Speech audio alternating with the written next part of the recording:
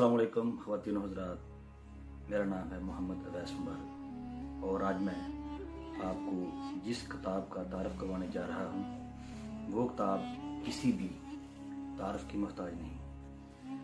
उस किताब का नाम है अर-रहीक़ुल मख़तूम। जो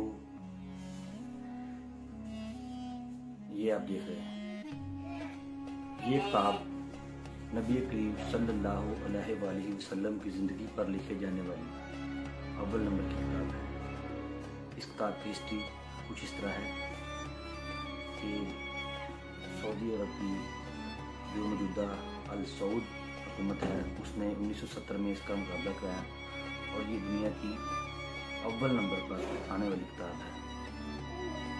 इसके मुसन्नफ़ को उस वक्त 50,000 रियाल का अव्वल नंबर का नाम दिया गया। ये किताब आप एक दफ़ा ज़िंदगी में पढ़ लें तो आपको नबी करीम सल्लल्लाहु अलैहि वसल्लम की ज़िंदगी के तमाम पहलुओं का बागौर मुताला हो जाएगा और आपको उनकी ज़िंदगी का हर एक पूरी पॉइंट पता चल जाएगा। इसमें नबी सल्लल्लाहु अलैहि वसल्लम की ज़िंदगी अव्वल दिन से